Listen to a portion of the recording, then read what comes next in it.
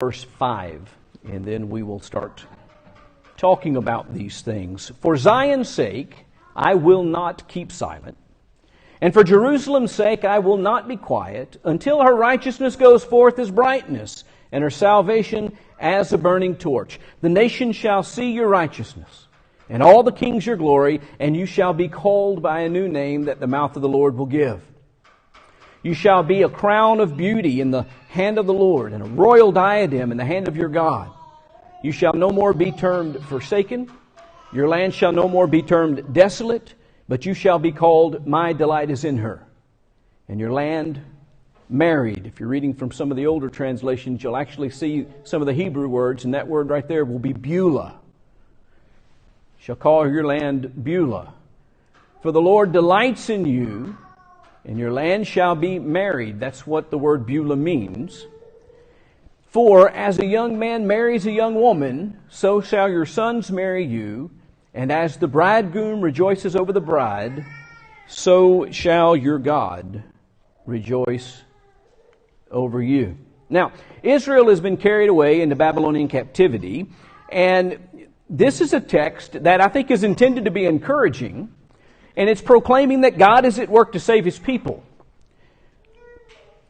For Zion's sake I will not keep silent.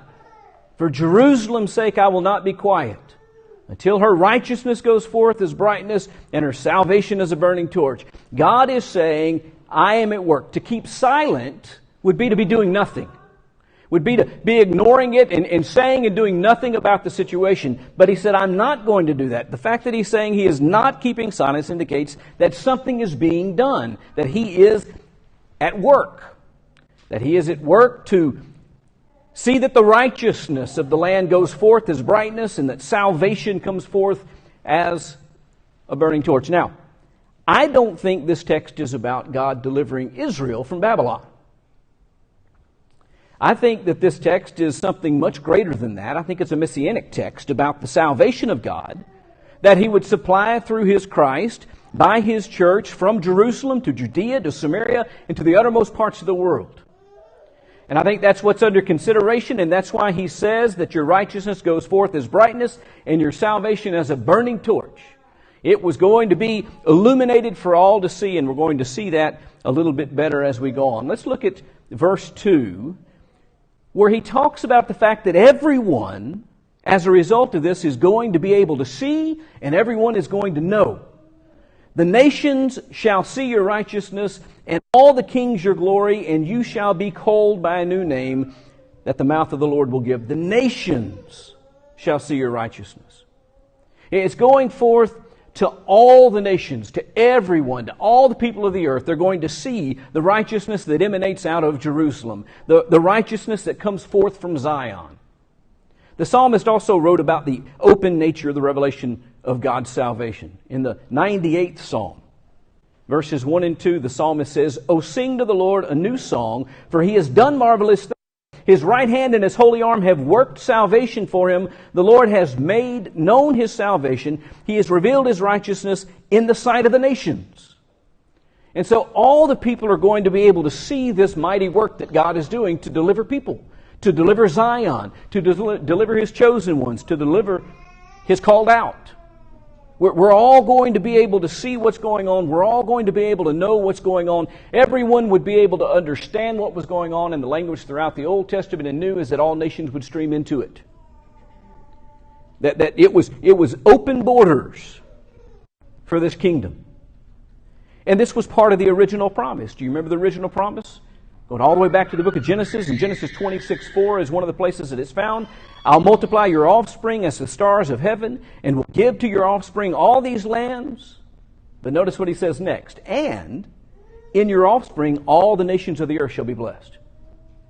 And that was talking about what he was going to accomplish through Christ many generations later from Abraham. Many, many, many generations down the line from the seed of Abraham was going to come forth one that would bless all the nations of the earth. Now, it talks here about a new name. The new name is often seen as that which began in Antioch. And at Antioch, the disciples were first called Christians. Acts chapter 11 and verse 26. In the last 20 or so years, there's been a lot of debate about that, whether or not that's the new name or not. The text here says that the new name is going to be given by the sitting on is called faithful and true, and in righteousness he judges and makes war. His eyes are like a flame of fire, and on his head are many diadems. He has crowns. And he has a name written that no one knows but himself. Remember, the name's going to be given by the Lord. He's clothed in a robe dipped in blood. Hopefully we can see the association between blood and the Lord. He's clothed in a robe dipped in blood, and the name by which he is called is the Word of God. Now, I can't read the Revelation of John here and read that statement and not connect it back to John chapter 1 in the Gospel of John. In the beginning was the Word, and the Word was God, and the Word was with God. In the beginning all things came into being by him, and apart from him was nothing came into being that has come into being. And of course you get down to verse 14, and the Word was made flesh and dwelt among us. So out of heaven comes the faithful and the true, the one who righteously judges, the one who makes war against the enemy, the one whose robe is dipped in blood, and his name is the Word of God. I think it's very clear that this is talking about Jesus, and notice that Jesus has crowns. That's exactly what Isaiah is saying. That the Lord has a diadem, that the Lord has crowns. And listen to what it goes on to say. If we go back to Isaiah and back up just a little bit to verse 5 of chapter 28, we're going to find out that there's actually a reciprocal nature of the relationship. We are a crown of beauty in the hand of the Lord, but it says in Isaiah 28:5 that in that day the Lord of hosts will be a crown of glory and a diadem of beauty to the remnant of his people. And so in Isaiah 28 it says that the Lord is going to be our crown of glory, and in chapter 62 it says that we are going to be his crown of glory. And it's simply showing that there is a relationship, a reciprocal relationship to one another. That we're connected, and we serve a purpose for one another. We show his glory, and he is our glory. The saved are to be a royal possession of the Lord, to show forth his glory to the world. Isn't that what Peter says in 1 Peter chapter 2 and verse 9? You're a chosen race, a royal priesthood, a holy nation, a people for God's own possession, that you may proclaim the excellencies of him who called you out of darkness into his marvelous light. We have a purpose. We're like a crown sitting on a king's head. The purpose of the crown sitting on the king's head is to proclaim to everyone who sees him that he is glorious, that he is king. By the way that we live, by the praises that we offer, by the prayers that we offer, by the things that we do, we show the honor and glory that belongs to Christ. That's our job. We proclaim his excellencies to the nations. That's what we are all about. Now in verse 4, we get to the name change question. You shall no more be termed forsaken. Your land shall no more be termed desolate. But you shall be called, my delight is in her. I want you to think about that for a moment. That word right there, my delight is in her. That phrase, it's actually a Hebrew word, but it's a phrase in the English language. My delight is in her. I want you to think about the language that is used throughout the scriptures. Think about the Song of Solomon and the picture that is presented there of the delight in which the king takes in his bride.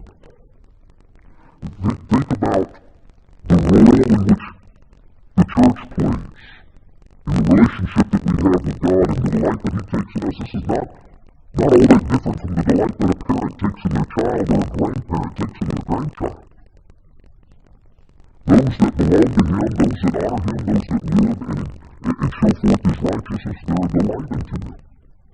And so while they once were forsaken and desolate, they now are my delight is in her. And your land, Beulah, or your land, Mary, for the Lord delights in you, and your land shall be married. And so we're reintroducing this idea of a new name. And they were once, he said, called forsaken and desolate, but now my delight is in them. There's this transformation that takes place as a result of the things that are being talked about here.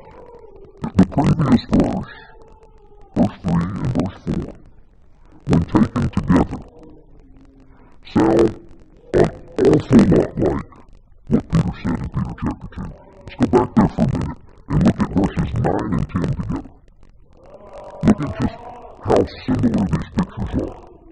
You're a chosen race, a royal priesthood, a holy nation, a people for his own possession, that you may proclaim the excellencies of him who called you out of darkness into his marvelous light. Once you were our people, but now you're God's people. Once you were forsaken, but now you belong to God. You're a delight to God. Once you were not a people, but now you're God's people. Once you have not received mercy, but now you have received mercy. It is striking how similar the language between Peter speaking about the churches in 1 Peter 2, 9 and 10, and Isaiah speaking about the church in Isaiah 62 verses 3 and 4. It's an almost identical picture. Now, the last part of this relay shall be called married or Beulah. I'm going to join that to verse 5. So let's move on to verse 5 and look at all this together as a group. Verse 5 is actually explaining what it means that your land will be married. That actually doesn't make a whole lot of sense. People's lands don't get married. And so he explains what that imagery is supposed to be. For as a young man marries a young woman, so shall your sons marry you. And as the bridegroom rejoices over the bride, so shall your God rejoice over you. By the way, that is directly parallel language to my delight is in you. Your God shall rejoice over you. The land being married is reflective, I'm convinced, of the church. We're going to go back to Revelation chapter 19 for a moment. There's a lot of similarities in Revelation 19 and Isaiah 62, Revelation 19, 7 and 8. Let us rejoice and exult and give him the glory, for the marriage of the Lamb has come, and his bride has made herself ready. It was granted to her to clothe herself in fine linen, bright and pure. Okay, what's that talking about? What does it mean for the bride to be clothed in fine linen, bright and pure? Not just clothed, but to clothe ourselves with fine linen, bright and pure. It says, for the fine linen is the righteous deeds of the saints.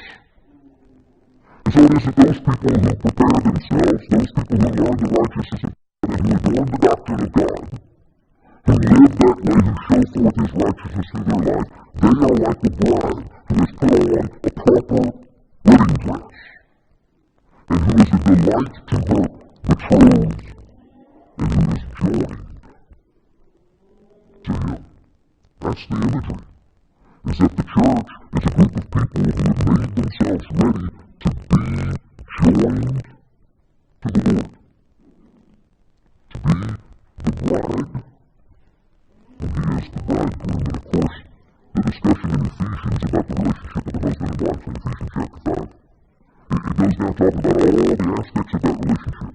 The husband has this responsibility, the wife has this responsibility, they react to each other in this way, and it gets all the way down to verse 32 and draws this declaration. This mystery is profound, and I am saying that it refers to Christ and the church. That whole imagery is all throughout the Word of God. The idea that the bride is married to the bridegroom, and that the church is married to Christ. And that's carried so far that when we are unfaithful to God, very often the Bible refers to it as adultery. That is profaning a marriage, because that's the relationship that we're supposed to hold with him. This is actually the subject of the old hymn, Beulah Land.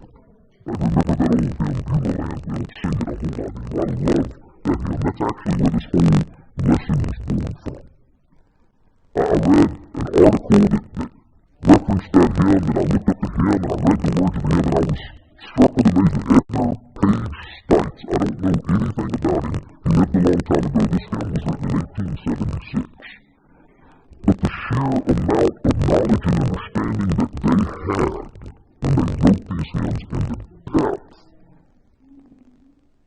of the application of these scriptures that are seen in these hymns never ceases to amaze me.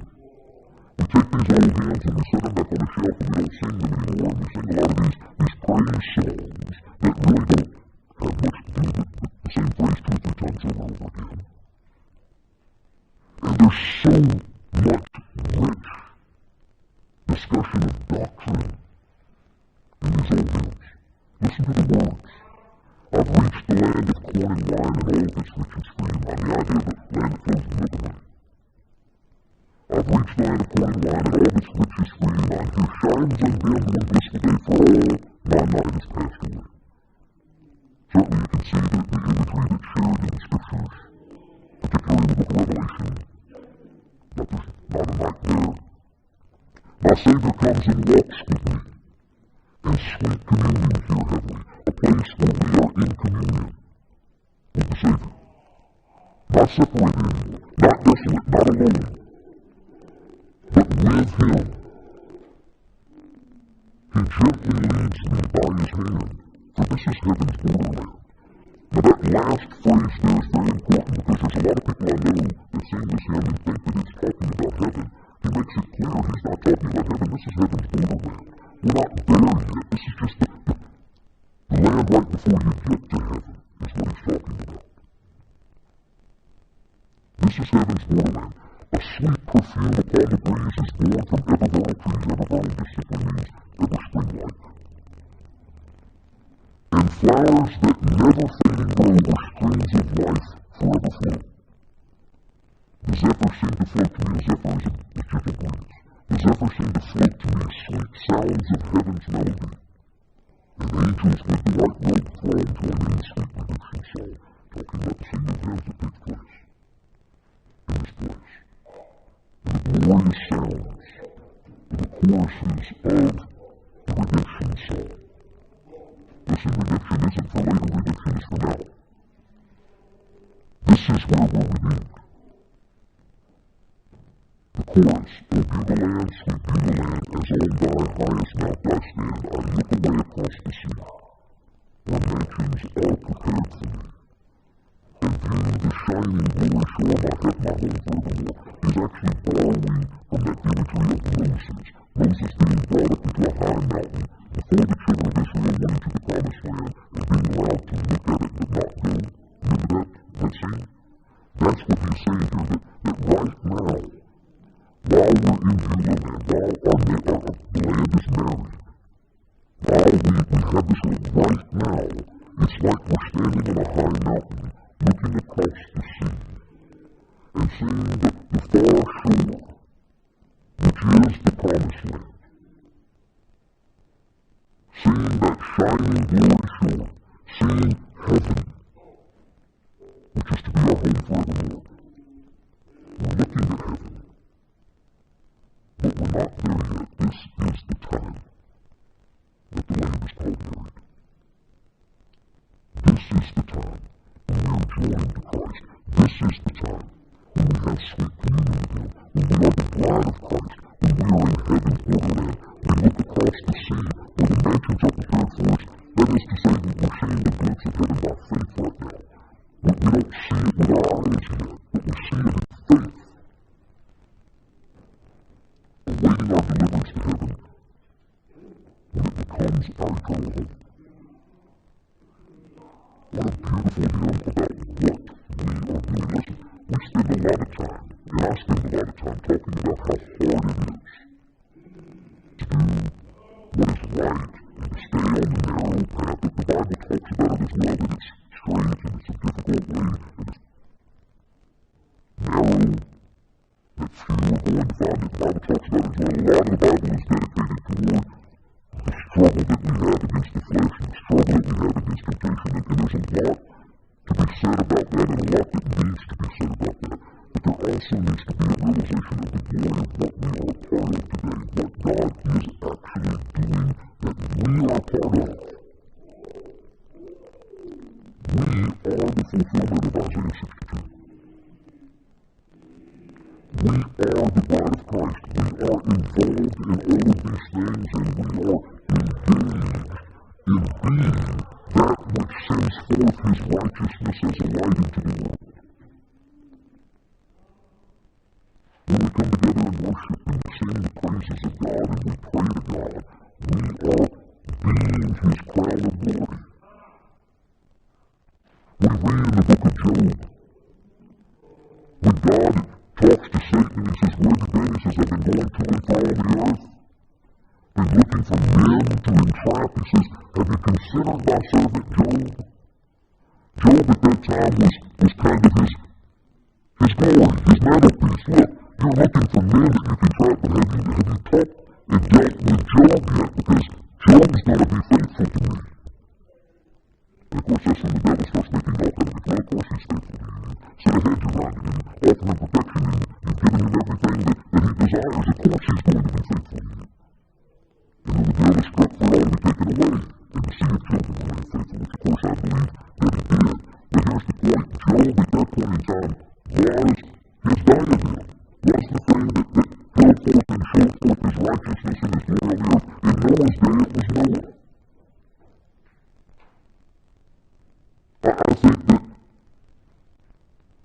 Enoch played that role in his generation.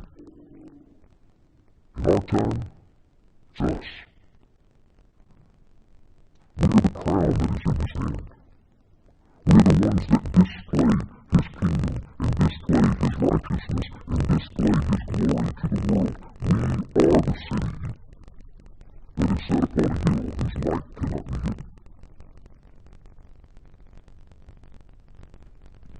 And we are looking forward to being on that glory shore on the other side of the water after life is over. We are there with him in heaven forevermore. John chapter 14, verses 1 through 3. Let not your heart be troubled. You believe in God. Believe also in me. In my Father's house are many mansions. I chose the New King James Version of this passage because of the reference to mansions there and the chorus of Elam. And I look away across to see where mansions are prepared for me. I wanted that word in there. In my Father's house are many mansions. If it were not so, I would have told you, I go to prepare a place for you, and if I go and prepare a place for you, I will come again and receive it to myself, that where I am, there you may be also. Look, all we have to do is be a faithful bride. That's what we have to do. We have to be a faithful bride. We have to be a symbol of God's glory in this world. We have to get up when we stumble and admit our sins and seek his forgiveness and be reconciled to him and stay with him and finish this course in a relationship with him. And if we do that, he's promised that he's going to come back to get us. We're going to get to go to heaven itself in the presence of God and be there forever. 2 Corinthians chapter 5 and verse 1 talks about it in these terms. For we know that if the tent that is our earthly home is destroyed, talking about our physical bodies, if the tent that is our earthly home is destroyed, we have a building from God, a house not made with hands, eternal in the heavens. That's what we're longing for. And the only place that it's within reach, the only place that we can see it from, is from the pinnacles of Beulah, where we look and hope. You know what? One day it will not be hope. One day it will be real. It will be seen. It will be enjoyed. And it will be known. Let us strive to make certain that we're a part of that. That we can receive the blessings. I'll kind of throw this in for fun. Warning. Remember that the generation that left Egypt did not remain faithful, did not enter into the promised land, did not cross over the Jordan, and did not receive the promise. If we don't finish the course the faith firm until the end. That will be our story. But if we do, we'll be like the generation that went in.